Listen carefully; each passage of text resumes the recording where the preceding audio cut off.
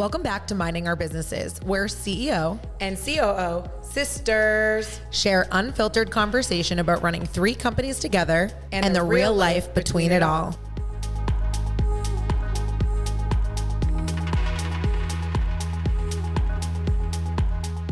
Samantha Burns is a licensed psychotherapist specializing in couples therapy, dating coaching, and breakup coaching. She's the author of 2 traditionally published books, Breaking Up and Bouncing Back and Done with Dating, The 7 Steps to Finding Your Person. All right, so here we are. Relationship questions with a love coach. Welcome. Thanks for having me, ladies. Samantha, we love you. We've loved you for years. Love you. And you've been such a loyal client to Parlor for years. And for so many years, I've wondered what you really do. And today I'm so excited to kind of dive deeper into all of it. So why don't we start by telling our listeners about your very interesting job and what you do every day. Sure. So I am a licensed mental health counselor. I do dating, breakup, relationship coaching. Every day is different, but basically I work with most people one-on-one, where we talk about everything from their dating frustrations, their heartbreak. They might be coming from a divorce and trying to get back into dating. Couples who are looking to strengthen their relationships and feel more intimacy. And we just dive right into everything from the deeper seated issues, whether it's past trauma or, their frustrations with modern day dating apps and dating, problems like ghosting and things like that today, or someone who's just so hung up on their ex and they feel like they're never going to meet anyone else again, or they don't feel worthy for love, to the more of the concrete, creating an online dating profile, talking about their photos and what makes the best impact online, and then how to get offline, in person, meet someone, create chemistry, exclusivity, all of it. So full cycle. Well, we just said wow with the in sync. What an interesting life. It's so funny. I actually just thought, literally as you were telling us that, COVID must have made your business boom even more, because I feel like people had such issues after COVID dating. A lot of problems dating or still wanting to find intimacy but being afraid to meet someone. I had one client who would I'm laughing, who would just kiss someone through their mask. He's like, can I give you a mask kiss? And I was like, can we just pause here? If you're wearing a mask, obviously no one wants you in their face. Don't say kiss mask. Yeah. I'm sorry. I wish people could see my face right now, because I'm still digesting they can. I'm digesting what you're saying right now. Don't say kiss me through the phone. Kiss me through the mask. So we had to talk about that. I've had issues recently. I'm not laughing at them, but just the things I hear are probably not typically what other people hear in their profession. So definitely not. There was an issue with anal sex recently. What was the issue? The issue was that my client so he's a man and he really wants anal, but he didn't want to give his wife anal. He wanted her to give him anal and for her to get a strap on. But he didn't feel comfortable telling her that, and they've been married for 20 years. And this actually had led Was he privately in these meetings with you and then said this to you, not in front of his wife? Correct. Oh, but boy. I should preface that, with ex-wife. Okay. So they had divorced, but then what the hell fuck do you say to that? So, but then he was dating a much younger woman who he did want to try and experiment with these things about. And I mean, it goes so deep, and I won't go into more details because I'm please don't be listening to this podcast. And you're a normal person with normal sexual needs, and that's fine. Everyone has their sexual thing. We accept you. I think it's good to, meditationally, I think it's good to explore sexual things. It's good. Sex is important. It's good for your mind and your soul and your body. But for me, my root issue is you've been married to your partner for 20 years and you didn't feel comfortable telling them what you really wanted and needed. Right. So communication, ultimately, not knocking the anal stuff, whatever floats your boat. Let's get the podcast started with anal. I think, my father-in-law listens to this podcast, so for me, I may have to recover from this. It's going to be good. We're fine. But you know what? It's totally fine. How did you get into this? Yeah, I need to know. I've always been into relationship stuff. When I was at summer camp as a kid, I remember I was 8, 9 years old, and people would sneak in 17 magazine, which was the big deal at the time. Loved 17 And they magazine. had the relationship advice and the couples advice. I don't even think it's still out there. We should try to get one. Yeah. That's sad. I know, but it was such a good magazine, and I remember it was so juicy reading the couples and the sex thing, and before I was, of age to be reading these things. And Cosmo. And Cosmo, exactly. Always the kids from New York. from Brooklyn. They would bring Definitely. them. They know. They knew different They were things. much more advanced than I was from Philadelphia. I was not advanced. Yeah. So I was sheltered, but I loved that stuff. And then I went to graduate school for psychology and was always interested in couples work. Opened my own private practice once I got my license and had done all my supervision hours, and just really started focusing on couples work, couples therapy. I take all my continuing education credits in that realm, sex therapy, all of that stuff. And then I also branched out into the dating coaching, breakup coaching, because I felt like there wasn't, traditionally, when you think about mental health, insurance companies don't want to cover claims for I'm frustrated with my dating life, or how do I create an online dating profile? And I just felt like there is a niche out here that needs to be served. There really is. Yeah. It is such a niche. We used to offer, when we still do, dating profile photo shoots. Mm-hmm. And I always found that these individuals coming in were so ready to find something, but I think didn't understand how. Yeah. In a weird way, we had become like their first step. Yeah. It was a very long time ago before I had sort of known you. And I feel like that concept of helping somebody make a dating profile is getting in touch with yourself, and also communicating with the future person you're going to love. And people need help. Absolutely. You have to become an expert on yourself first. That's hard. And foster that relationship, and also be comfortable with being alone. There's no shame to being beautiful. alone. Yeah. And love being alone. Love being alone, and actually bring joy. Can you entertain yourself? Can you feel happy on your own, or do you need to constantly be filling your schedule with so many things so that you don't actually have the time to reflect on what does it feel like to sit But they have a professional to go to that can actually give them help, because you can go to your friends and family, they might not be able to give you the advice. So Right. you've had multiple people where you can give the advice to, Yeah. and then people actually can see success. Yes. There's a solution. Yeah, because you think about people who are going on a dating profile, and those people that would come in, they always feel insecure, and it's sad. And they can hire someone like you to help them get through it, and then have success and maybe find their person. And I always say love is what brings us the greatest joy in life, the most connection. We're all seeking for it. Right? We all desire it, and that's what we're biologically hardwired to do. And so, but we don't all have positive role models and Right. happy childhoods and all Right. these things to get us there. So why not work with someone on what's going to be creating the best moments and joy and satisfaction in your life? I couldn't agree I more. love that. One thing you said that I found really interesting, it's something I personally believe in my relationship too, is the independence of the individual. Mm-hmm. I really view relationships, and I've pride myself, I think I've had a very healthy relationship for 13 years with Mike.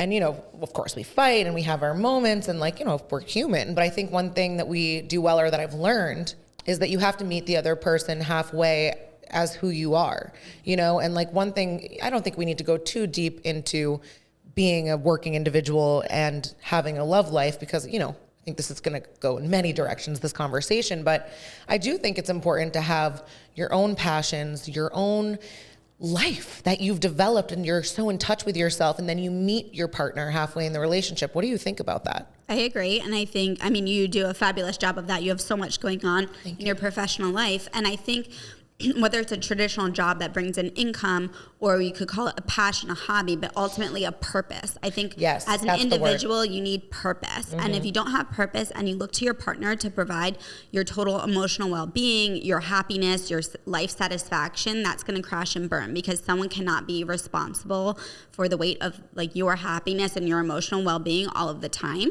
So you have to be what I call a full individual, where you have your own interests, hobbies, passions. It could be professional work or drive, and bringing that to a relationship. And we find that attractive. We're attracted to someone who is in love with their own life, who, definitely, has these things they're excited to talk about. And so, being a working person, or again, if it's not necessarily, a stay-at-home mom, could still have purpose and drive and passion and interest, even if they're not contributing equally financially. But I think we all need purpose. I agree. But if you make someone your everything, and that's putting that pressure on someone to make you feel happy, you'll always be disappointed. And that's what we call in psychology codependence. Yeah. So we have independence, codependence, interdependence. So independence could be someone who is too self-reliant, where they don't look towards their partner to create a real teammate partnership.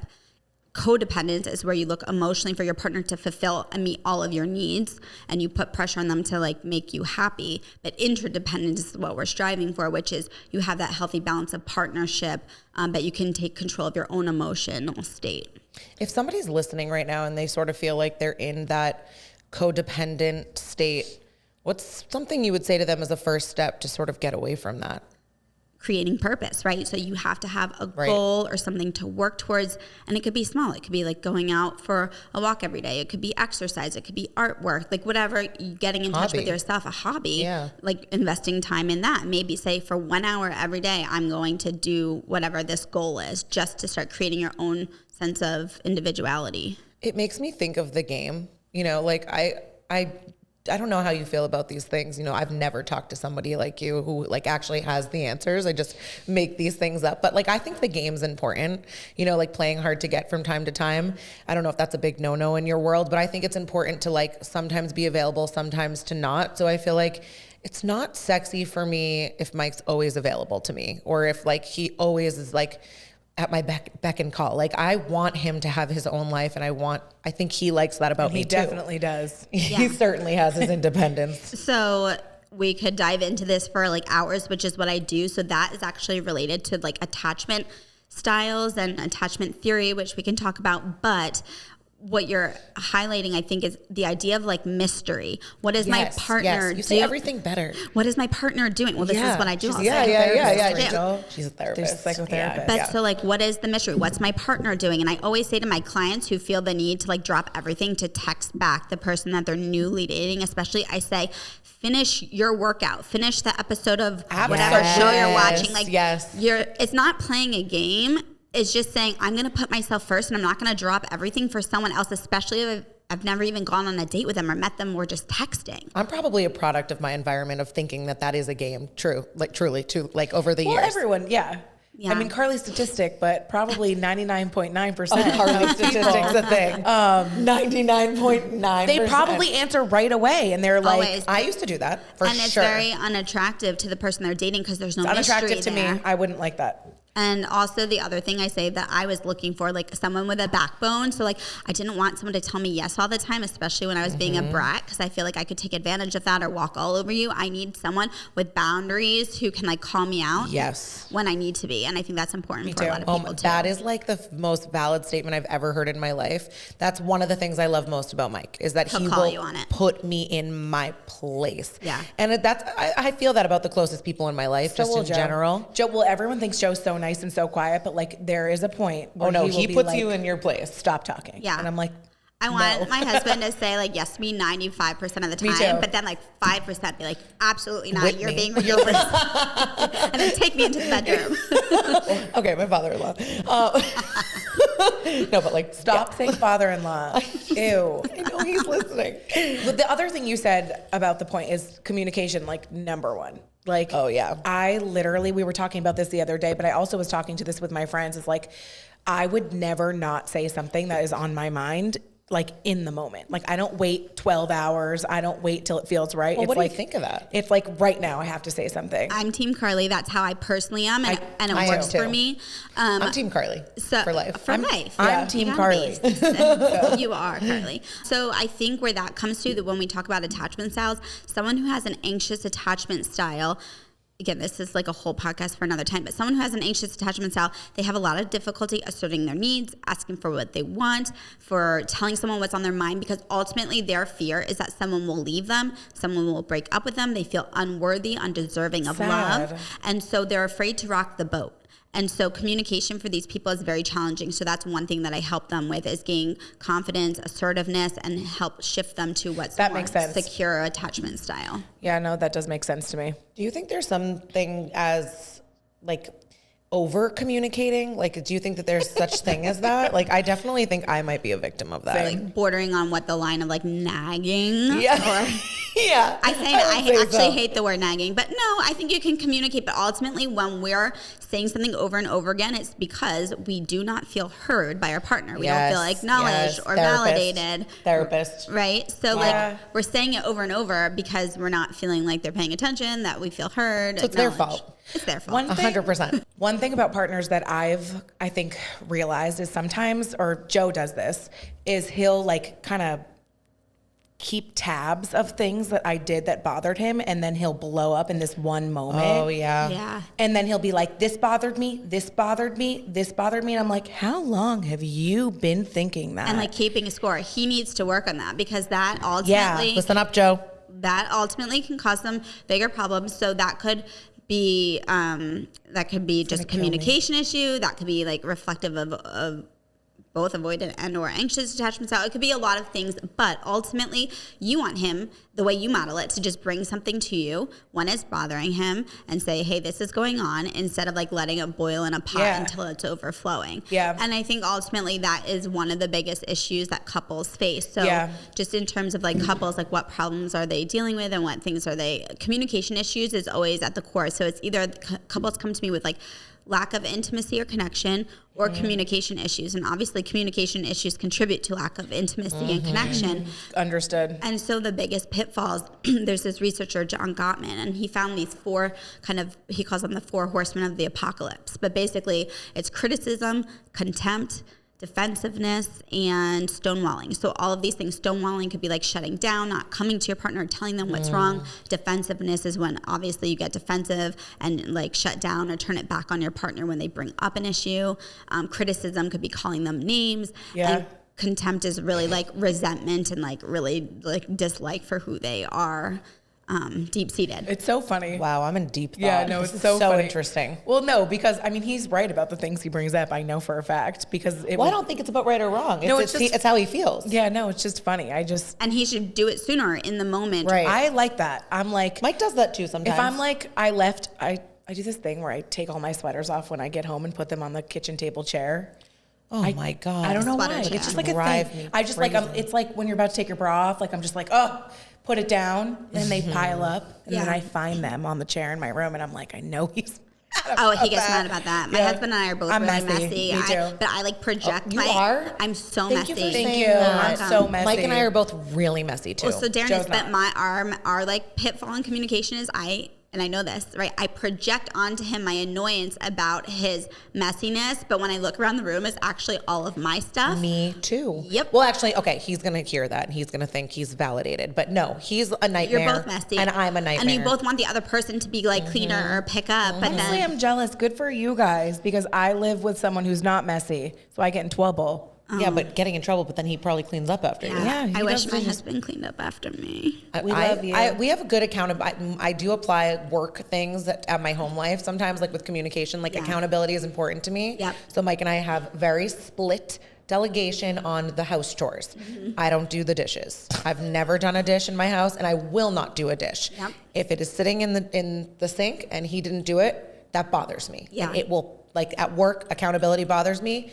At home, it bothers me And too. he knows it's his role. So He you're knows very it's his clear. role. I That's like how that we are clarity. about He trash. does a good job about That's how we that. are about trash. He does a great job at He's that. a good dishwasher. I appreciate it. And then I do the grocery ordering and I, try to cook.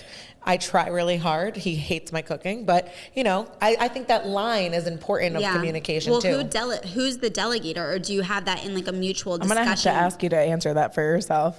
No, we both have agreed on that. When we first bought a house, we had a conversation and we both said, you're going to do this, you're going to do this, you're going to pay this. Yeah, but you're bill. the delegator. I'm going to pay this. Definitely not.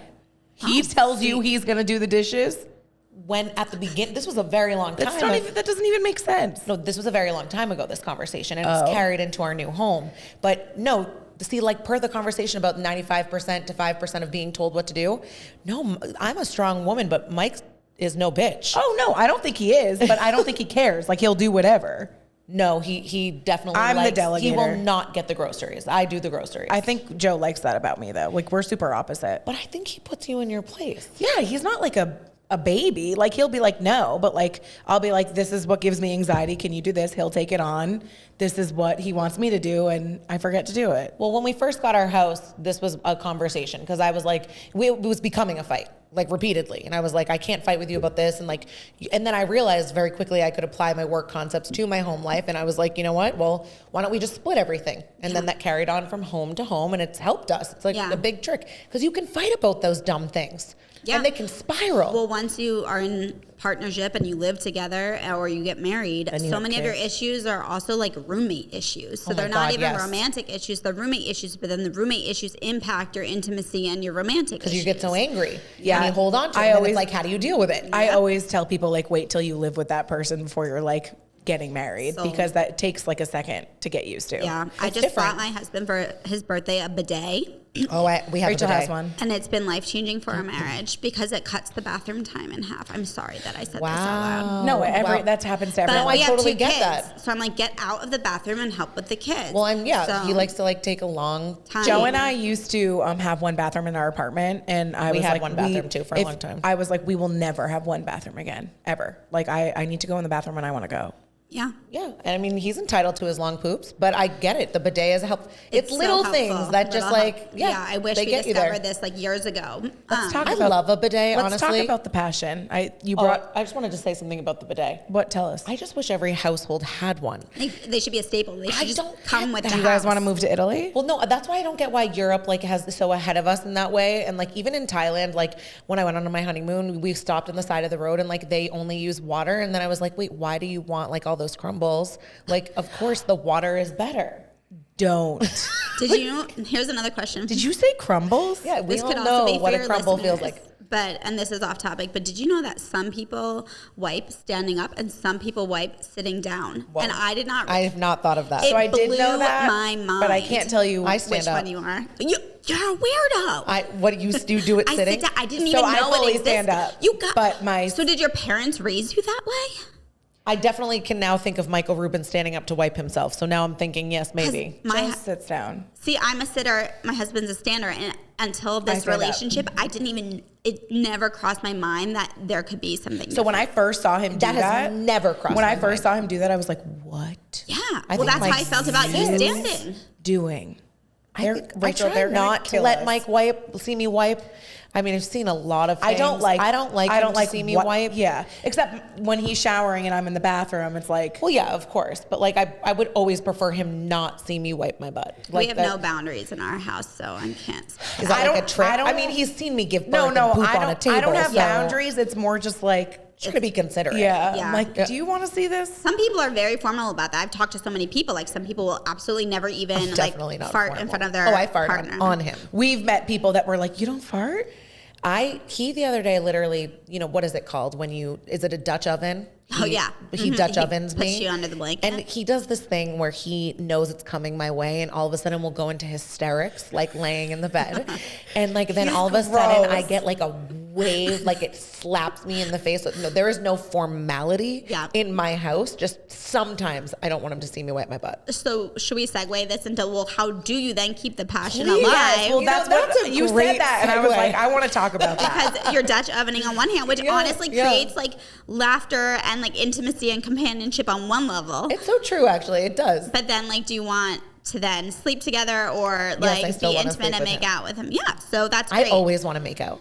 So yeah. Why? Like I just Well, always want to make out. Here's a good segue. Maybe physical touch is one of your love languages. I think it is So for sure. by this Definitely point- not mine. So and that's great to know. And one thing I wanted to talk about today was like how your love languages can shift over time within the same relationship. So Yeah. it could be, Wow, they change. They can absolutely change. So I used to be quality time and physical touch. And then after having my first daughter, I was like, don't touch me. I'm breastfeeding. I'm like, I don't want to be touched. Don't but like come near my nipples. like any part of my body, but please like clean the dishes and clean up in the house, and acts of service means so Interesting. much to me now. Or quality time, it was I like hard. gifts.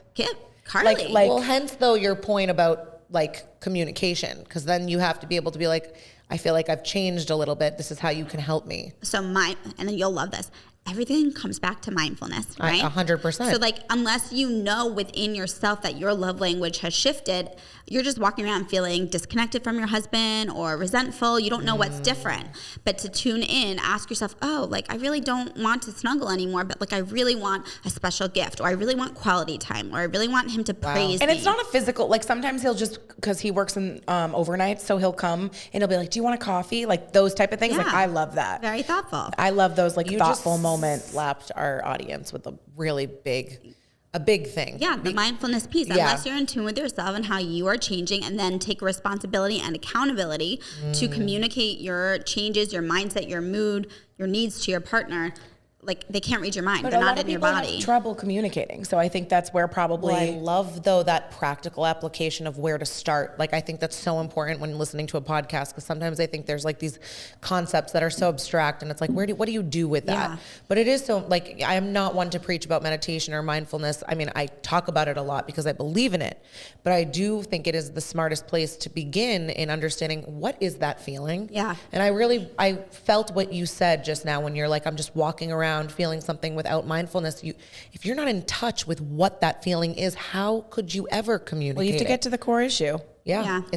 It's the constant theme we always talk about, that personal and professional is the same thing. But sometimes my issues with Joe are actually, like I think you said this before, are core issues with myself. Like, it's like, I don't like the way I look today, or like, I feel gross. Like the weekend, like, we just ate a lot of bad food, and I was like, I'm so pissed at myself that I did that because I'm trying to be better for my wedding.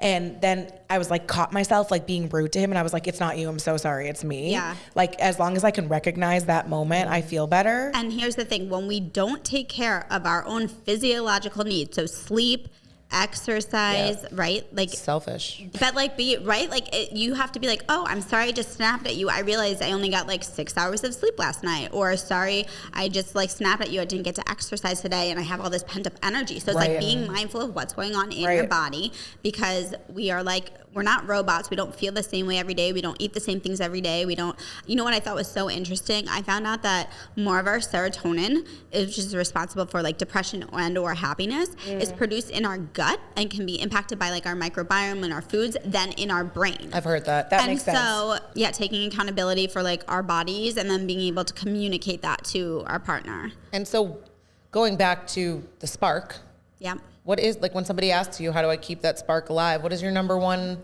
response? Okay, so first, obviously, making sure that you're speaking your partner's love language, not what naturally like you show love, but saying what's most meaningful to my partner, and then checking in, has our love language shifted over time in our relationship? I love that, though, because I'm sure a lot of listeners, like, I probably do this too. Actually, I think I do this, is I give Joe the love language I like. So How do you know your love language? You can take a test literally online. It's free. It's through Gary Chapman's website. You just Google love languages. There's a free assessment. I've done that before. Yeah, and again, you could take it again. It might be different. Your results might be different. And there's no right or wrong love language. We all feel love differently. And I always say, like, is your love tank empty or full? And how can we fill it up? That's a lovely analogy. Yeah. love tank, fill your love tank. Ooh, love tank. Don't baby, take- love tank. Wow, girls. I just went a little higher. So yeah, I think, Carly, in your case, really speaking what's more meaningful to your partner instead of how you just naturally like that. speak love. There's going to be a lot of people on that website taking that test. I know. The other thing I would suggest, so what we know through like neuroscience is that the reward center of your brain releases dopamine. Dopamine is a neurotransmitter that gives us energy, gives us that happy feeling, gives us that like lovey-dovey feeling. And there's a few ways to activate your reward center or like boost the release of dopamine and the production of it. So it all comes back to novelty. So many times we get stuck in a rut, or we do the same thing. And it's like, maybe at first Sushi Fridays was fun, but then you just like come to expect it. And then you're just like mindlessly eating sushi on your couch, watching Netflix every Friday. And it's like, there's no novelty. Yeah. So novelty means like doing new experiences with your partner. When you're falling in love with them, everything you're doing is new. You're getting to know them. You're going out on different dates.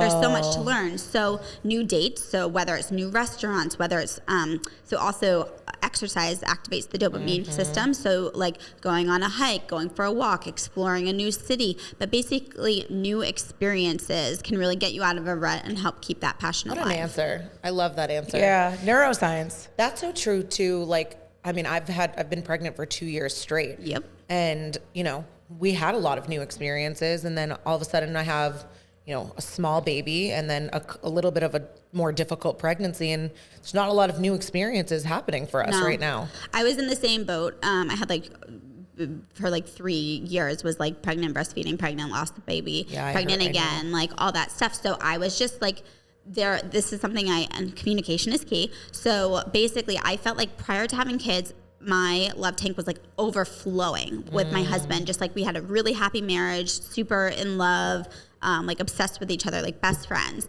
And then going through sick pregnancies, breastfeeding, like all of the things. My marriage was no longer the priority. Right. And I said to him, like, listen, I'm not in a space mentally, physically to be like putting, to like be filling up our love tank. I think I'm going to be like depleting it over this period of time.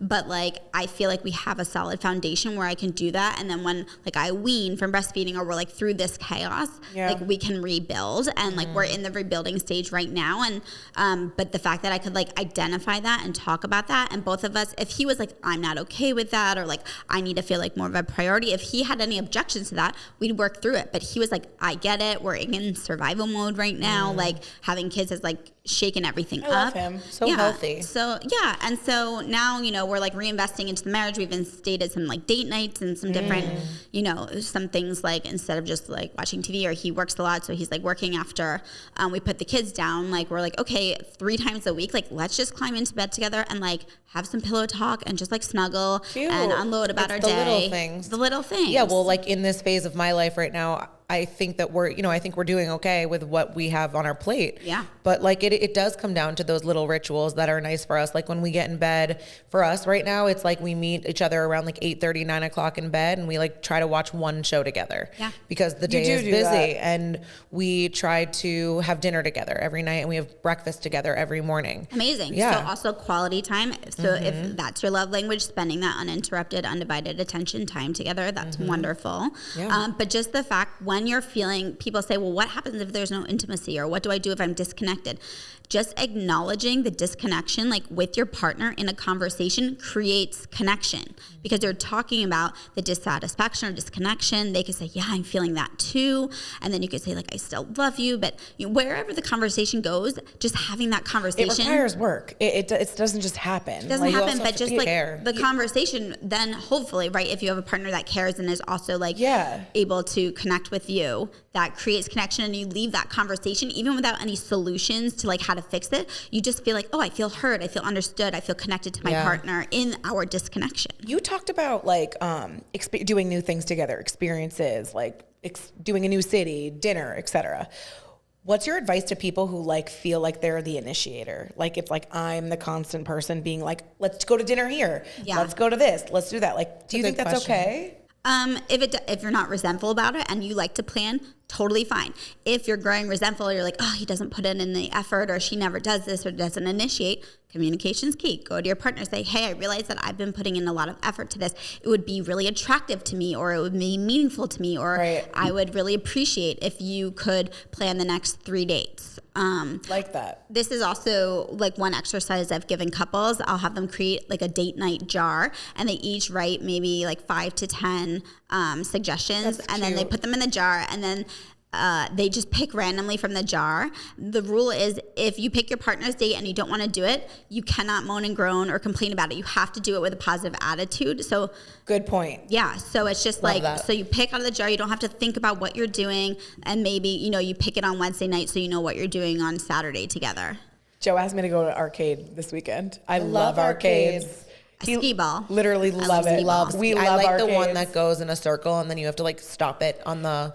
Wait, I don't know that one. You do. You just, I don't think I'm explaining it well. So it's like it's like the big circular thing, and it like you have to like, the light goes in a circle, and then you have to stop the light in the center. She's good at that. And then you get a prize. Oh, you know what I'm talking about? I'm clearly not that much of an arcade goer, but it sounds fun. I'm really good at it. Like I win almost every time. Yeah. It's wild. My engagement ring was actually from an arcade in Rhode Island, like at Newport. We went to the little arcade there, and we did skee ball, and we won a bunch of tickets. And inside, when we picked the prize, there was like this giant, funny, gaudy, like ring, but it looked kind of real. So we got that, and he was like, oh, I'm gonna like propose to you with that basically one day. And then he did, and then we designed my ring together. She's thoughtful and That's really fun. cute. I love that. Yeah. I like your advice for keeping the spark alive. I feel like I know a lot of couples people come to me for a lot of different things for advice. You know, I don't really know always why, but I think that I've heard a lot of couples that fall, like their communication falls on deaf ears. Yeah. You know, so like they try to communicate, but then the partner doesn't reciprocate, doesn't listen, or doesn't react the way they want. And what if Right. that person isn't able to meet you in that place? Well, that's also why like you go to a couples therapist who Right. teaches you these skills, because it could be like a lack of skill, a lack of awareness. It could be someone is really checked out and they don't care. But ultimately, so the same researchers, John and his wife, Julie, I think Gottman, they basically found the importance of conflict and communication. They say that 69% of problems are perpetual. So you're going to have the same argument in your relationship over and over and over again. And so you have to. That's so true. We have the same argument over You and over. have to mentally shift. For us, it's like the messy house. So like you have to mentally shift from like solving the problem, because it's not going to be solved. It's a perpetual problem, to how do we better manage this problem? And then management comes through communication. But what they found in the research, it's like your partner is either going to turn towards you and make you feel heard, validated, understood, or they're going to turn away from you and like your bids for attention, your ability to communicate. And so ultimately we need our partner to turn towards us. So in couples therapy, like that's what you can learn, is how to turn towards each But other. also if you're learning it from a professional, or like, and it's not like you teaching your partner, because Yes. sometimes people can have an ego within that. Neutral, a Yeah, neutral like Yeah, that, neutral that, party. and hearing you speak, that they'll probably feel better Yeah, too. they Or- feel like, and that also goes into like those 4 horsemen of the apocalypse. They get defensive. So receiving feedback from their partner makes them feel defensive, and then that's like the loop that people get stuck in with their poor communication. because they're like, you're supposed to support me and love me, but I like always challenging and working to be better. Yeah, that bodes well for your future Yeah, marriage. I love that. What about fighting? Like, I personally think, my grandma once said to me, I said this on an earlier podcast, that couples who fight have passion, you know? And she was like, it's okay to fight. She was like, I'd be really worried if you weren't fighting. And she actually one day like came to me and was like, are you fighting? And I was like, why are you so concerned about I'm very confused by this topic. Yeah. What do you think about Well, did fights? she mean so fights as in like yelling, screaming, slamming doors, or she just meant like, are you addressing conflict, or are you sweeping it under the rug? Probably addressing I conflict. think probably the Yeah. latter, yeah. Because, right, so you want to know, it is concerning to me when I've had like a couple or someone who started dating, and in that first year, they've never had conflict. So I Yeah. think because they're sweeping it under the rug, or they're letting things boil over, and then it's all going to come out. And that could be reflection of an avoidant attachment style. But yeah, you want to be able to talk through things and know, you know, when you talk about like for singles who are out there looking for love. So I come from a very like dating with intent, so an intentional standpoint. So yes, you need attraction. Yes, you need some like sense of chemistry and connection. We can also talk about that a lot. But you also need the pragmatic. So like, do we align in our core values and the life vision that we have for ourselves? But also our conflict management styles. Like, can we resolve conflict together? Do we turn towards each other? This is so much like I work. like conflict management, that word. That makes sense. I want to talk a little bit about singles you mentioned, because I don't just want to, address people who are in coupled relationships right now, but you said dating with intention. What does that mean to you? And like, what if somebody is really looking to like settle down and find the love of their life, but they're not having good luck, or they, I hear a lot of negative self-talk often. Or people don't like online dating. Yeah. Yeah, they're like, I can't, I won't, you know how I feel about that type of language. It's Yeah. not for me, but what do you say to those people? Also not for me. And the more we put out into the universe that like we can't, we Yes. won't. And what I call it like a fear-based dating mentality or a scarcity mentality. Right. So many people are like, there's not going to be anyone out there for me, or they meet one person that they feel connected. And they're like, but I never meet anyone like that I have a spark with. And so they all of a sudden like compromise on all the things they shouldn't be compromising on because there's a spark, Right. or because there's attraction, Or because there's sex. or because there's sex. Yeah. And again, I could talk about this, for weeks, because this is exactly what I talk about with my clients. But dating with intent to me is intention to find, life partnership with someone who's an ideal match. That doesn't mean that there's one perfect person out there, and no one is perfect. We all have our flaws, but creating, in my client work, we create some dating frameworks and criteria around your core values. We all have values, but not all of them are defining and like the most important in life.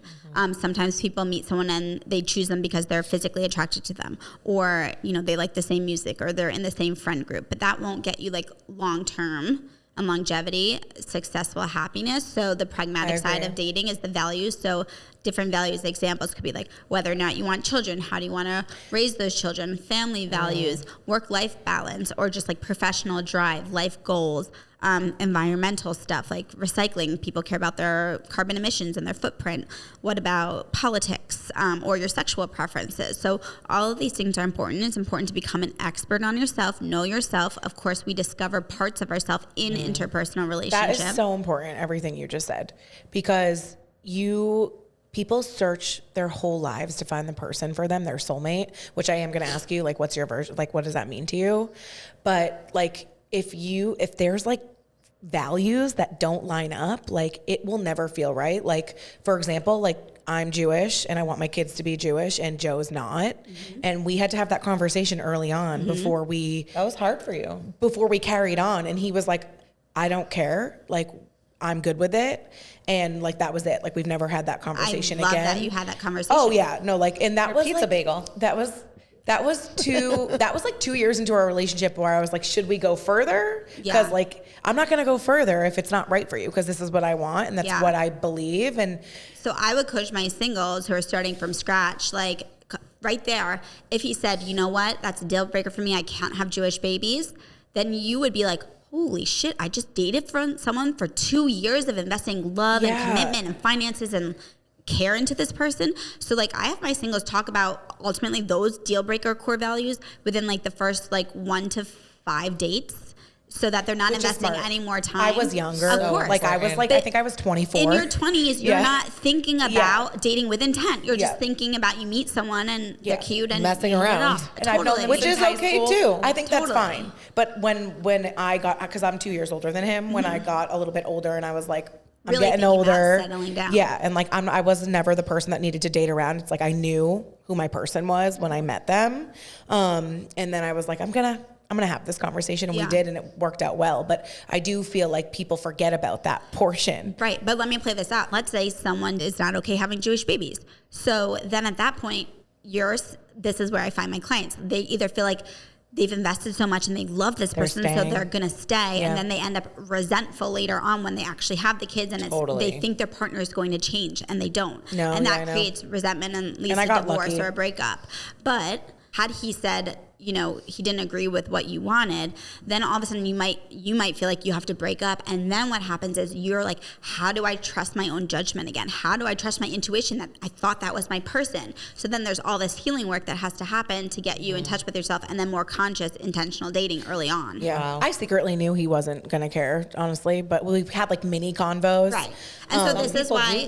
But some people do care. And this is what I mean, the difference between like core values and values. So for him, maybe religion, it's a value, but it's not a core value. So he was flexible with that, which is perfect for you because you really cared about having a Jewish child. I love his flexibility. Yeah. I think it's great. But he might have other values that he really cares about, and you could be like either on the same page with him, or it's something that you don't care about as much, and you're like, you can have it your way, and that works well. I know. So I guess for singles, like, do not abandon your core values. Those should become your deal breakers, and those are firm boundaries when you love and respect yourself that you implement from the start, so that you do not wind up resentful and heartbroken 2 years down the road because you weren't in alignment from the get-go. Which I love, though, because it taught me to compromise too. Because like I'm kind of the person who's like, nope, this is the way. This is how I like it. That's how relationships are. Yeah, but like compromise. I needed to learn that like there's things that he's gonna want. That's like, Carly, you have to compromise. So here's what I say with compromise, because it's a big word that we all hear we should do. I say never compromise on your core values. Right. But you can compromise on like, do we get Chinese food or pizza for dinner? Right. Like, so there's going to be give and take, but from the dating framework, like you cannot compromise on core values. I'm cool with that. I agree with that completely. Yeah. Well, because he was like, we'll just do Christmas Eve because his family does a big Christmas Eve. And were you okay with that? Yeah, I'm fine. Yeah. I mean, they'll still be Jewish, but yeah. Yeah. I'm fine. Yeah. And some people might not be okay having anything to do with Christmas, and some people might be embracing it, and that's fine. So it's like, what are your own personal As long as it's preferences? traditional and not religious, I'm fine with that. Mm-hmm. That's totally like family being together. I mean, obviously, and eating. I'm open to it. Yeah. Totally. Yeah. Open to the eating. Mm-hmm. So, as you go through life, you go through different phases. Talking about parenting styles, I feel like I got lucky because it's not something I ever talked about with Mike early on. Yeah. We didn't, we dated when we were children. We met when we were 17 and kissed in a parking lot. I didn't necessarily talk to him about like, how do you intend to raise your children? Right. What's your parenting style going to be, But it's something I think about often because there's ways to like I sometimes, of course I say no to Lily, but like she's under 1 year old. So if she throws food on the ground, like I'm okay with it. Right. You know, so like I don't want someone her. yelling at her saying no when she's a child. She'll go, no, Lily. She goes, I'm like, and I'm okay with it. You know, like it's all love and light for me. But like, I think to myself, like I watch his reaction because it's my first time seeing him as a parent. Right. So I'm like, oh my God. But dogs helped a little, right? Dogs did help. Because they gave you some confidence. For sure. I got to see him parent my he's a puppies. great- Oh, I thought you meant dogs help with the food on the floor. I was going to say, They help with the someone food on the get me floor. a Roomba because No, but dogs help to see your parenting styles because Mike is he's a great dog. He's great nurturing. human dad too, but he's Yeah, an amazing a good dog dad. Well, I think to myself sometimes, what if he reacted in a way, because that, you know, you and I both know those babies come out of us. Yep. They are our limbs. I am highly protective of my child. I would do anything to protect her and my core values of what I believe about parenting.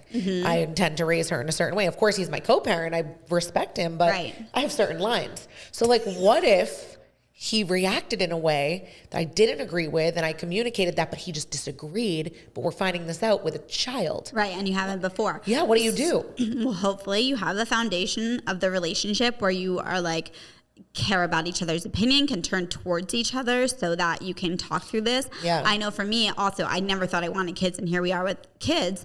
But I have since like immersed myself in on like my own parenting philosophies and reading and listening to podcasts and doing all the things to like get education. And then in that case, like I feel like I've kind of taken on the role of like I will educate my husband something, and he trusts me to be the lead parent in the sense that same. like he's open. So unless he felt strongly about something, we would say, well, like why do you feel strongly about it? What's your opinion? But typically, you know, you never do it like, let's say there's an argument about whatever, how he responds to Lily or something.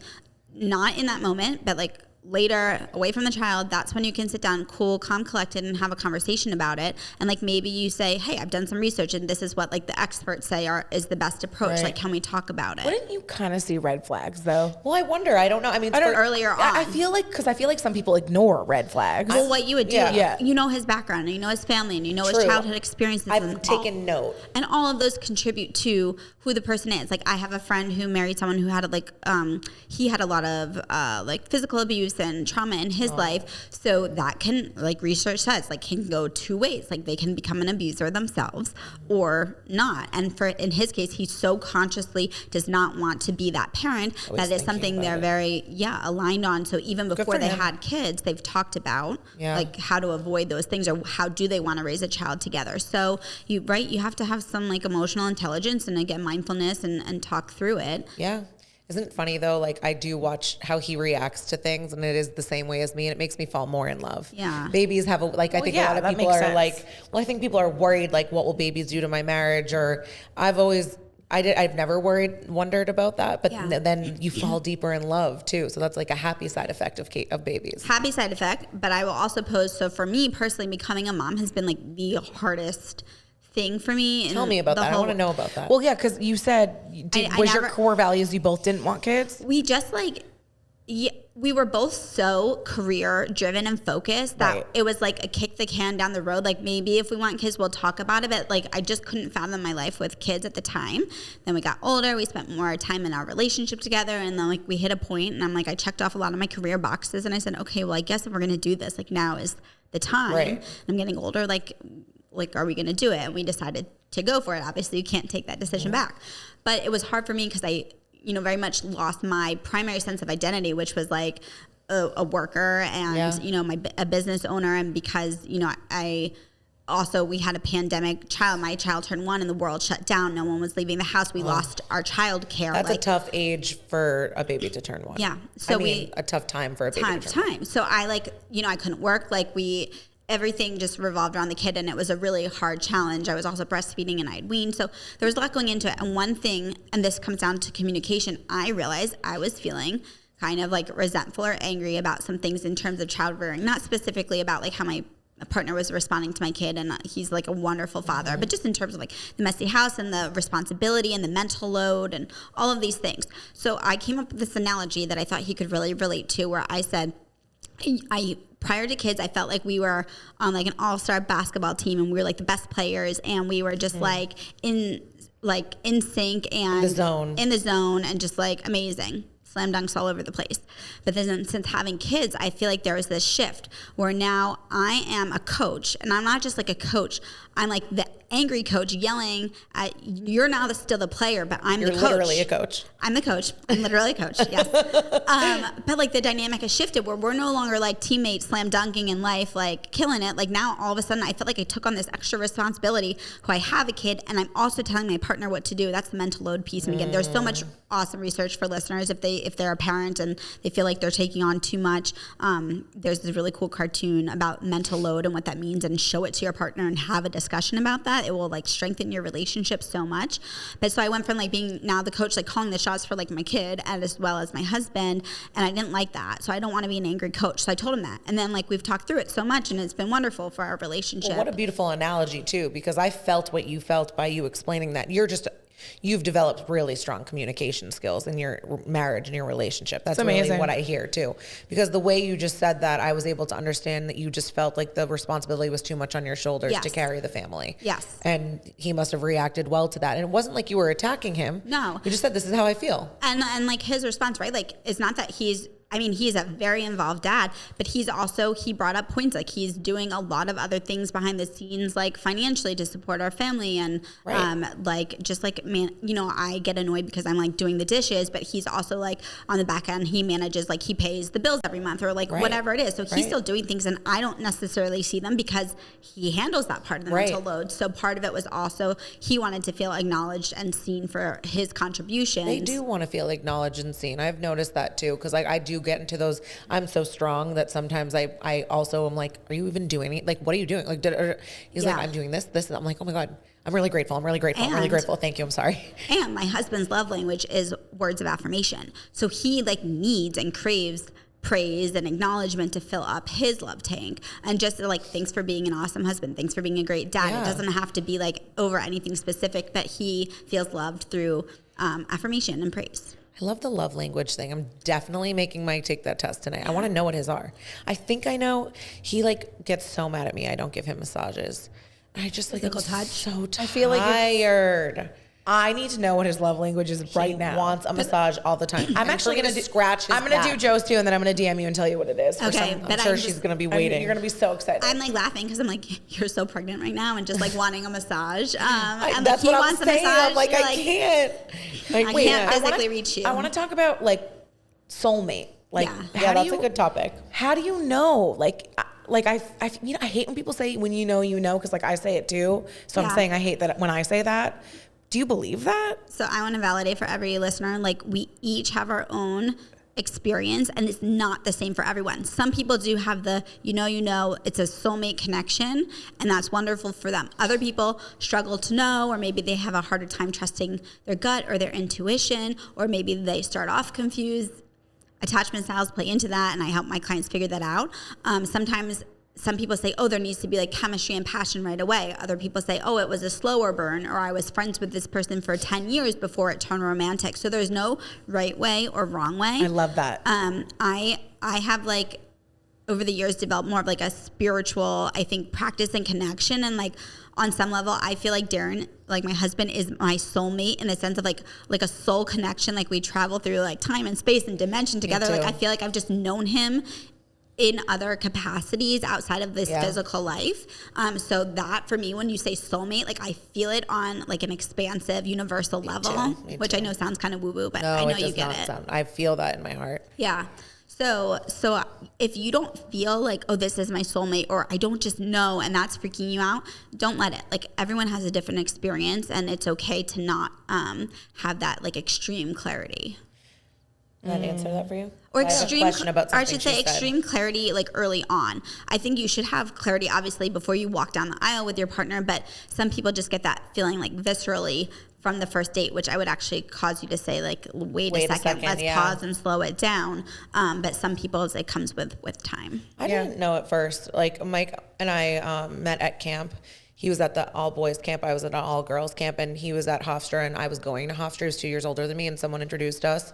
And then I went and visited him at camp. We made out in a parking lot, and I was like, I'm not ready to have a boyfriend freshman year of college. You know, I made him wait for 2 years, and you know, we kissed, we had that chemistry moment. We would maybe sometimes make out in the dorm, but like, I wasn't like, this is my soulmate, but I know he is my soulmate, you know, in my soul, I know that. It almost like happens more over time. Well, yeah, I think also you have to be ready to enter into the relationship too. Like I wanted, you know, I had gone to college a virgin, and I wanted to like learn about life a little, and like I was, you know, inexperienced. Well, that's another important point. Like timing is so important in relationships, and if you're not, for some people, you might meet at the wrong time or reconnect later. And right, dating with intent is when you're emotionally available and like open to long-term partnership. Yeah, I wasn't available, and then all of a sudden I had like, you know, made out or hooked up with a few other guys, and I was like, I hate everyone but this man, you know? And like sometimes by contrast, I think that's important too, experimenting and like kind of feeling things out. And then all of a sudden I was like attached to him. I remember we sat in our kitchen, and I was like, I want you to be my boyfriend. Like, I want to just be with you forever. And like, we never turned back. It's really funny that you say that, because the same thing happened to me with Joe. Is like when we kissed, I was like, whoa, what's happening? Because I've never felt that before. It just like was really weird to me. So then I was like, oh, is this an indicator of me knowing? But then, or were you just really horny? Like, yeah, it could have been that. I wasn't. I wasn't. Ew. You might have been. No, I wasn't. It wasn't like that. It was different. Something you said about slow burning, because I think that I fall more. I think it's so funny, like burn has come up so many times, and your name is Samantha Burns. Like, right. It's all. Why is it just like all cosmic for you? There are different.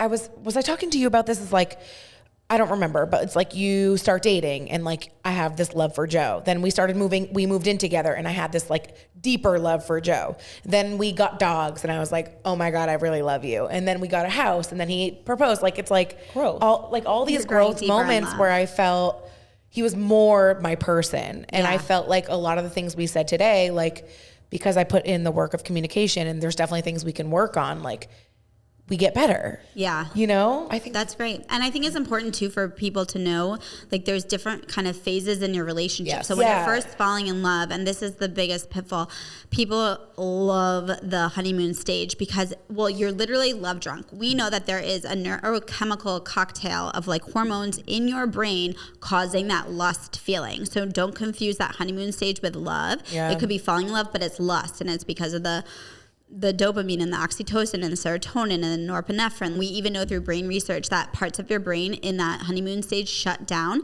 and cause you to not make like critical decisions and mess with your judgment. So that's when you miss red flags and all this stuff. And sometimes you come out of the honeymoon stage and it's either two things. You're either like, wait, I don't think I really like you, or then you're like, oh, I like love you, and it grows into a deeper companionate love. Yeah. Where they're like your best like friend. Like you went to your stomach, like you're like, it's like you yeah. felt it. No, it's true. You said lust. We have talked about sex. We have talked about anal. There's a few things we've discussed on this podcast so far, but what is the recommended amount of times to have sex in a week or a month, or is there not? So I like this question, and I want to affirm to everyone out there that there is no, quote, normal.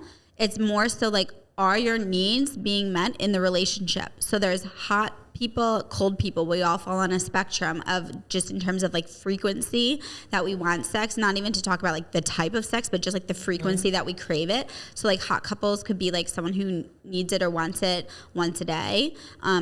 To once a week, to like some people want it maybe just like 1 or 2 times a year. They're very cold on the spectrum. Really, don't laugh. But so like here when we talk about, I'm laughing because I'm a cold girl. You're a cold girl. Yeah, totally fine. No, once or twice a year is too little. But for me. So what's good for you is if you find a partner who aligns in like the hot and cold spectrum, like who aligns with you. Otherwise, you will see, like, I see couples all the time where it's like one partner complaining that, oh, they never want to have sex, or I want to have sex so much more and they don't want to, or vice versa. And so it's important to know like how hot or cold you run and align in that sense. I like that hot and cold version. That makes sense to me. What's the general answer? So there's one, I've researched this in the past for many reasons, but okay, there's one study, and I don't know like how valid this study was, I question, because I don't think they've like found this to repeated results. But basically, it was like they studied a bunch of couples who were having sex at different rates. And they found that couples who had sex every day or once a week, there was no disparity between how happy they were. People who had sex once a week were just as happy as people who had sex every single day. But people who had sex at least once a week were happier than couples who had sex less than once a week. Right. I don't necessarily, again, I can't speak to like the validity of this study, but I don't think everyone should say like, oh, I have to have sex once a week. I think that you need to explore more. But these couples who are having sex once a week, well, what's about them? They're probably, they're creating time for their relationship, right? They're probably communicating about it. Yep. So they're doing other skills that allow them to get into bed together once a week. I feel like once a week's great. But it also connects you. Like, I feel like I could be really pissed off about something and like not communicating well, and then after you have sex, you just like you feel like, better. I don't care. And relax. Like, well, I love you. It's also the release of hormones. You get so oxytocin releases. Oxytocin is the cuddle hormone, and it makes you feel in love, relaxed, less anxious. So sex is like a good mood booster. It really is. Well, so then on the other end of the spectrum, I know a lot of people who put too much emphasis on sex. Right. And they judge like their marital satisfaction by the number of times they're sleeping together. Right. And I don't think that's healthy. I think like you can't have just such a lustful relationship. I think it has to be a balance. Yeah, no. And also like we love to compare. Humans love to compare. And when you hear about your friends that are doing it every day and then you're like, well, I only do it once a month, you then feel badly about your relationship, or you feel like you should be doing it more. But if it's working for you guys and you feel in love and you feel connected, that's fine. Right. The thing about sex too is I agree with you. It's different for everyone, but for me, it's more like it has nothing to do with my relationship. It's more about me. And then I like look inside and I'm like, why am I not having it, or why am I having it? Yeah. And sometimes when I'm not in the mood, it's more because like I don't feel good about myself, you know? So when I do feel, you recognize that. yeah. So like I try to recognize like and problem solve for myself, because it has nothing to do with Joe. It has nothing to do with our relationship. I love everything about him, but like I blame myself. So there's this research that I love that said it doesn't actually matter how much the frequency of sex, it's the rejection of sex that impacts your relationship most. Wow. So what I mean by that is, how do you turn your partner down? Is it like you're pretending to be asleep next to them and like you just ignore them? Is it that you're just like, no, I'm not in the mood or whatever? Or is it that you're like, I love you, honey, but like I ate too much food and I'm gassy right now. I'm just not feeling the mood. I'm gonna Dutch oven you. Right? I'll Dutch oven me. Anything. Back to the Dutch oven. So it's like, how do you communicate to your partner about why you do not want to have sex? Yeah. And maybe they do something in that moment. Like I was to my husband, I was like, my body has changed so much since having kids, and like I feel self-conscious in it sometimes. And he's like, I think you're beautiful, or whatever he says. And I'm like, he doesn't care. Like this is just me being critical, and I need to let that go and like connect with my husband. Yeah. Yeah, no, there's a lot I could say right now. I mean, if I'm being really raw, open, and honest, like you go through phases too, I think, where you can have a lot and then you can't. Like for the last 4 months, my doctor has recommended that we not have sex. And I haven't had sex in 4 months, neither has Mike. And it's like, I was interested to see how that would affect our relationship. That feels long for you. For some couples, that's no time. So No, that's very long for us. That would feel long for me too. And that's like a lot of, we've done what we can. When I left for the morning for today, I told Mike what this was. He was like, you be careful with what you say. I'm like, oh, he's going to freaking kill me. You're pregnant. He's going to kill me. No, but I mean, I think it's a lesson to me though, too, in our relationship, because it's like when you remove that level of intimacy, what do you replace it with? Yeah. And like, how do you communicate to? How do you still feel connected? How do you still feel connected? Intimate? Yeah, exactly. And I think there's so much pressure on women. Like I could speak forever about this. Just like after you have a baby, you're supposed to wait like clinically, physically, at least 6 weeks until having sex. But especially if you're breastfeeding, your estrogen levels are completely low. Biologically, you are hardwired to keep your baby alive with your estrogen. When you have low estrogen, your vagina is very dry. It's not lubricated. Yep. It can be very painful for sex. Yeah. And so... and that first time having sex is like... Yeah, it's a challenge. I remember my gynecologist said, she was like, buy a bottle of lube and a bottle of wine. Yeah. And I was like, wait a second. You like, have a good gyno. But kind of. But I'm also like, I feel like my gyno should have been like, listen, lady, if you're not feeling physiologically ready, you mean like warning you to have, warning me, but also like someone to be like, and I'm saying this to the listeners, like if you're not feeling ready to have sex, I see what you're saying. Don't. And tell your partner, and your partner, hopefully you're married, someone who is supportive, who's like, babe, like whenever you're ready, or what can I help you do to feel physically prepped, like whatever it is, like for them to be patient with you, especially after just having their child, instead of this like expectation that you're supposed to have sex after just 6 weeks. That matters to me. Well, I think that's a theme in the way you've answered almost every question is like, it's about the individual. It's about knowing yourself as an individual. It's about communication. It's about mindfulness. It's like what works for you. You know, just because something works for somebody else doesn't mean it works for you. And I think there's something to add to that. A common question is like, well, what do I do if like my partner's resistant to change, or my partner is not, working on it or putting in the effort? And I always say, is that a question you hear often? Yeah, because people are frustrated. And, there have been successful instances of like therapy or people working through problems where you have to stop waiting and expecting your partner to change and saying, what can I do to shift the dynamic, whether it's behaviors, actions, my response to them, just my mindset. Like there's so much that we can individually do because we can only control our own emotions, behaviors, reactions. That's we can't do our everything, partner. though. Like I can fully apply that to being in charge of 40 individuals at a company. It's like, absolutely, you can come into work and you can be mad at something somebody else is doing, or you can come into work and you can focus on yourself. What's it going to be? You know, like, do you want to change? You can only change yourself. And I really believe that, though. Like, I know that you can change over time with somebody, but I agree with you very much in the sense, like, focus on you. Yeah. So there's some really cool research that I think you guys will like, where Helen Fisher, she studied couples who reported being happily, like, deeply, passionately in love after, like, 20 years of marriage. And she wanted to know, why are these couples different than couples who are resentful or critical or unhappy in their marriage?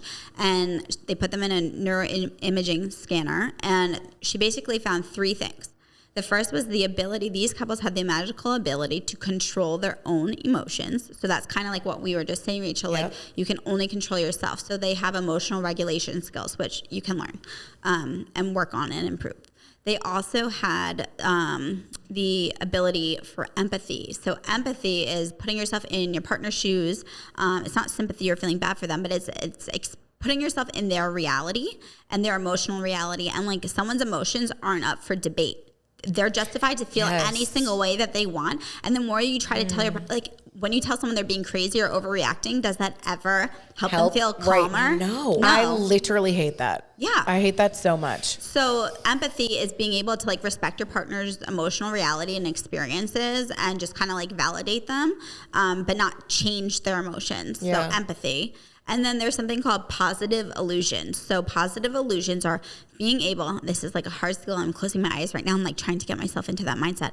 It's overlooking the things that you don't like about your partner and hyper focusing on what you love and adore. So you could spend your whole relationship picking them apart or getting really annoyed at the things that bother you. Or you could say, okay, he's really messy, but he's a wonderful father, or he's so loving, or blah, blah, blah. So making the conscious, mindful effort to say, I'm going to focus on what I love and adore instead of define the relationship by what's lacking. That goes into my like 80-20 rule in life usually. Like if you can find like 80% good and like that you're really happy and that check a lot of the boxes, 20% I can submit.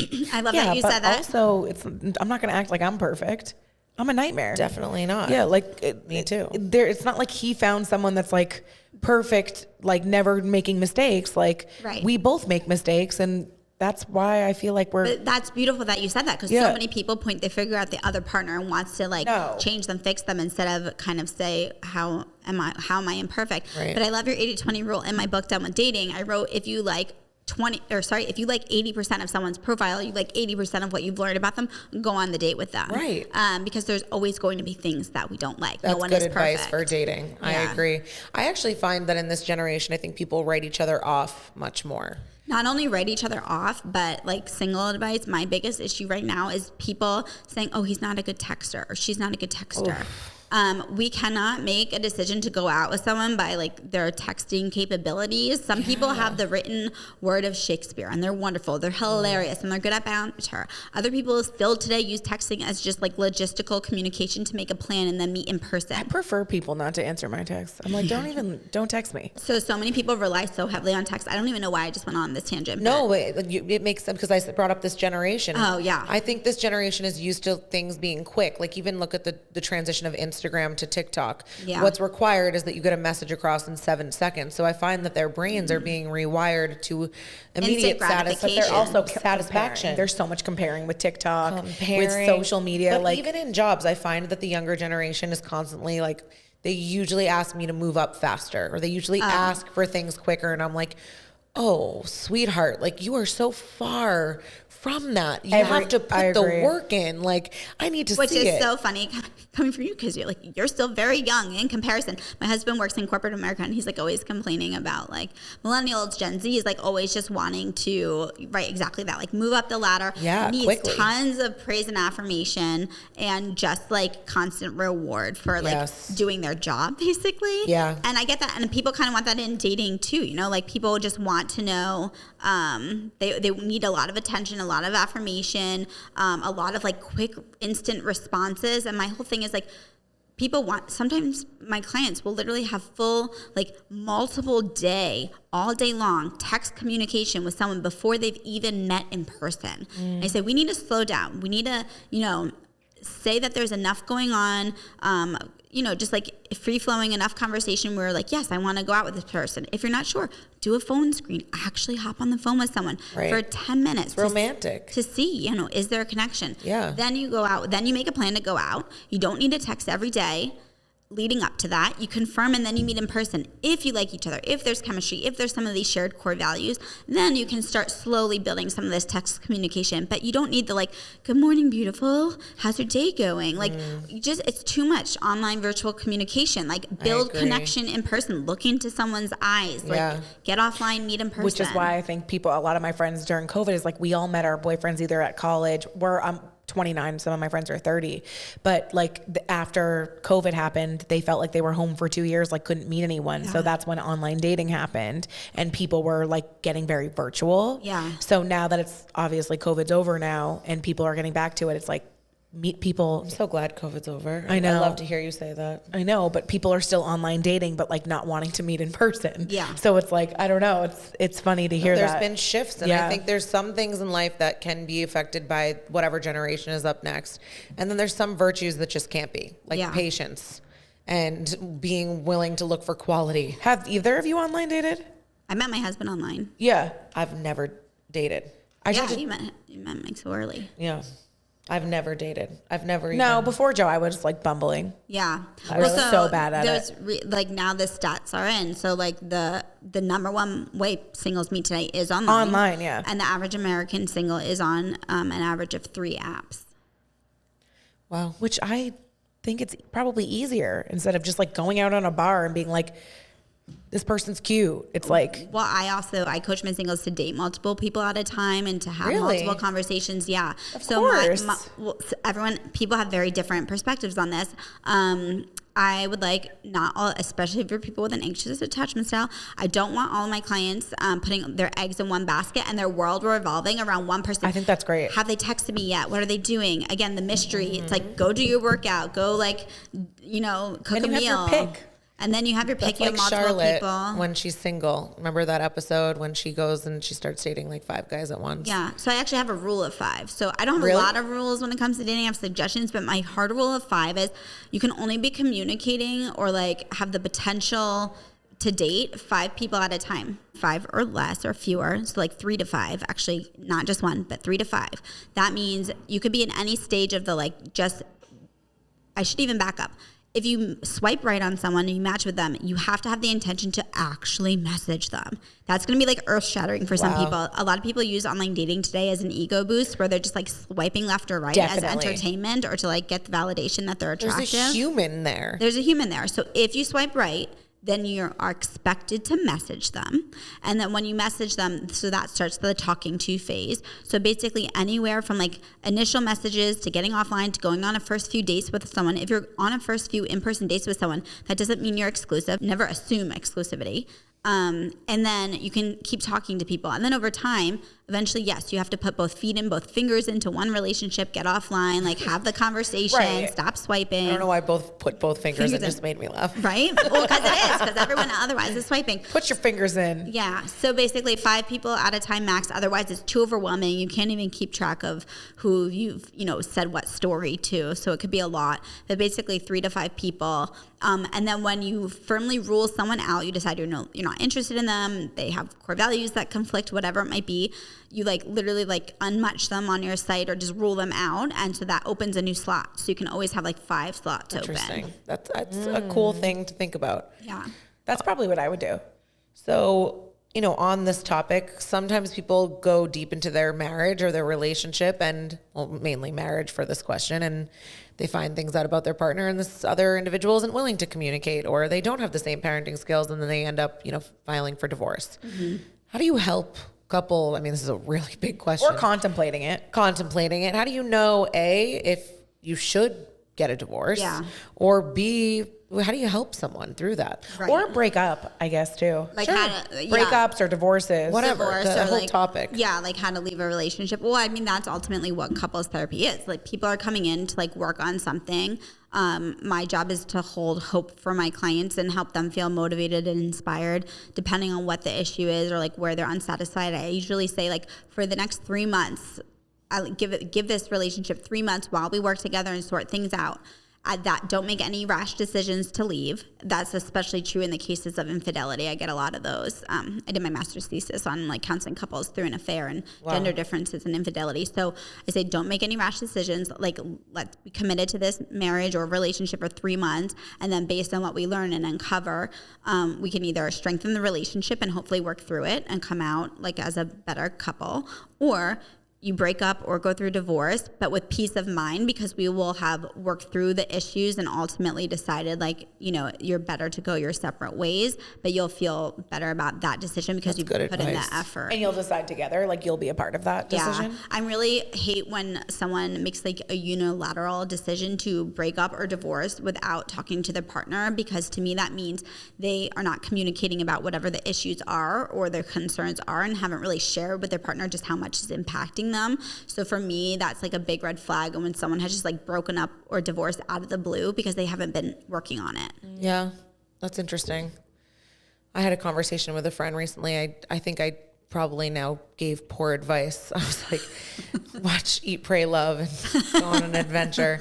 But no, I mean, that's very interesting. Yeah. Yeah. Your job's hard because you have to sit with couples. Angry couples and be super honest, call. Hard. You have to kind of have to call each one of them out. Well, so I would imagine it's likely very repetitive. Your job. I see a lot of themes. Yeah. And it's I myself, my just approach, and there's different types of therapists and different, theoretical orientations. I like your approach. I feel like you're honest. I'm direct. I'm directive, and I'm direct, and I offer feedback, and I'll support things that I say with actual research. But I'm involved. You have a lot of stats. I love your research. When you pull that out, you're like, yes, this. It's important. Yeah, it is important because it informs the advice we're giving, and especially the neuroscience. We need to understand that. That's a big part of my Breaking Up and Bouncing Back book. It goes through why do breakups and divorces actually rock us to our core so much, and when you understand the neuroscience behind it, you can have more compassion for yourself and all the struggles that you're going through in your grief and in your anxiety. Well, that's why I think that it matters who you go to for advice for these things too, because I think some people say oh, I'm a love coach, or I think the word coach just in general is way too loose. It's very scary.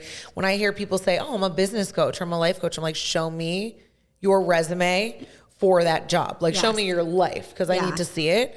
But you actually have proven a lot of scientific things in this conversation, which I think matters, because people have trauma, people have, deep-rooted issues, and that can come into your relationship in so many different ways. It has to be addressed. Yes, so absolutely. I think that's just a compliment to you, that I think it's important you've done your research. When you're shopping around for a therapist or a coach, right? yes, you want to know their credentials or their ability to help. And I kind of say it's a lot like going to getting your hair cut. You're not going to like everyone that styles your hair or the color job. But the answer is to like never go get your hair cut again. You just have to go find someone else that you jive with better and that you like. We say that about hairstylists actually, because I get people, I have wonderful hairstylists, wonderful estheticians, but not everyone is for everyone. Yeah. You know, you can come to my salon and you can try a hairstylist and you may not have jived with them. Their energy may not be for you, but you can find somebody else, you know? It's like, I believe in that. Doesn't mean they're not meant to be here. And like that ultimately stems from a place of like self-love. Like when you love yourself too, like you will go get help. Like you have to prioritize yourself. There's no shame in asking for help. Right. And like the average, now I'm blanking, it's either 2 years or 6 years, but basically couples wait either 2 or 6 years. That's the research I don't know the exact stat on, but it's 2 or 6. Carly, do you have a fake percentage for us? I think it's gonna, Right? I think it's gonna be 3. It's like 3. 3. She's giving you the average. It's 2 or 6 that they wait before they go get help. So they'll start struggling with a problem, and I think they kick the can down the road, or they expect their partner to change, or it will just like get better, or they're like magic will come into place. Well, I'm sure people like kind of in their brains are like, we have kids, we have a house, we have this, we have that, and it's like you get deeper. It's more work to, you know, maybe cancel the relationship or get help than it is to just keep living in like the dynamic that's not working for you. Wow. Well, we have covered a lot. You have been an exceptional You're wonderful. guest. Thanks, ladies. We could talk to you for 10 This hours. was That'll be $6,000. just send us an invoice. No, I feel like we've covered a lot, but I feel like we covered a lot for a lot of people too. You know, like I feel like it was a very interesting topic. I really am very grateful for you to your time and being here today. We love you. Why don't you tell our audience how to find you and connect with you? So you can visit me at lovesuccessfully.com. If you need a consult or you're struggling with your relationship, you can submit an application to work with me or for a consult on my site. I'm also on Instagram at lovesuccessfully. I have not been posting as much recently, but plan to get back to it. But my schedule's full. So Yeah, but you heard it here. You're we're amazing. ebbing and flowing. Yeah. You're busy with your patients and you're just helping everybody live a love-filled life. yes, they're epic love life. We got to fill our love tanks. Yeah. The love is burning with Samantha Burns. I'm sorry, that was good. Did you think? I thought it was cheesy. I liked it. Well, thank you for being here. Thank you for having me. We love you. Great Love you too. episode. Over and out. Goodbye. You always say goodbye. You always say that.